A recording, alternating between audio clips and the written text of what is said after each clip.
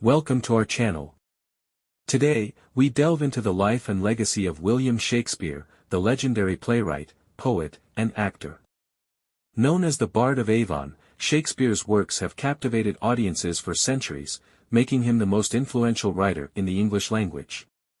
Join us as we explore his enduring impact on literature and the performing arts.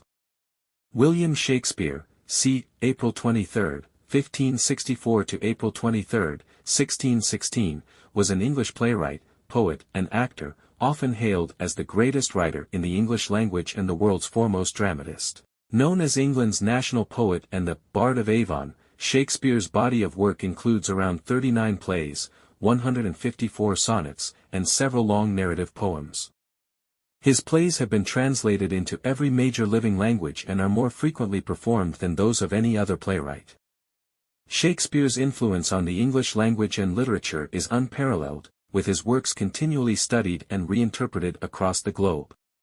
William Shakespeare was born and raised in Stratford-upon-Avon, Warwickshire. At 18, he married Anne Hathaway, and they had 3 children, Susanna, and twins Hamlet and Judith. Between 1585 and 1592, he started his career in London as an actor, writer, and part owner of the playing company, the Lord Chamberlain's Men, later known as the King's Men. Around 1613, at the age of 49, he retired to Stratford, where he passed away 3 years later. Shakespeare's private life remains largely a mystery, leading to much speculation about his appearance, sexuality, religious beliefs, and even debates on the authorship of his works. From 1589 to 1613, Shakespeare produced most of his renowned works.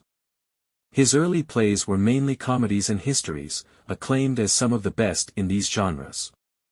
He then focused on tragedies like Romeo and Juliet, Hamlet, Othello, King Lear, and Macbeth, which are considered masterpieces of English literature.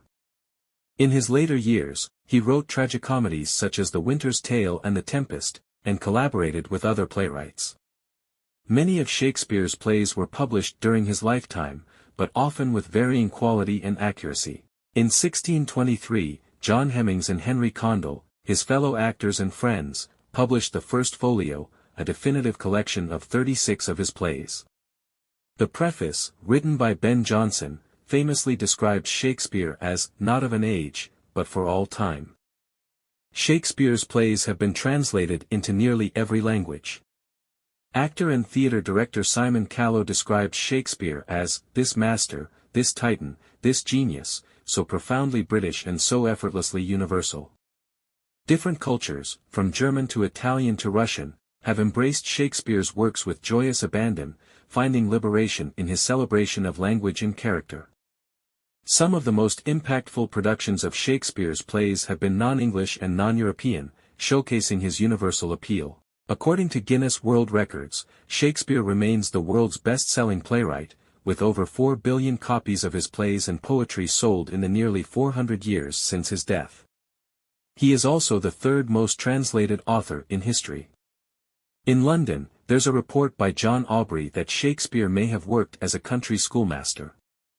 Some 20th-century scholars even suggested he might have been employed by Alexander Houghton of Lancashire, a Catholic landowner, who mentioned a William Shakeshaft in his will. However, there's little evidence to support this, and Shakeshaft was a common name in the area. Shakespeare's London and theatrical career began at an uncertain date, but by 1592, several of his plays were being performed on the London stage.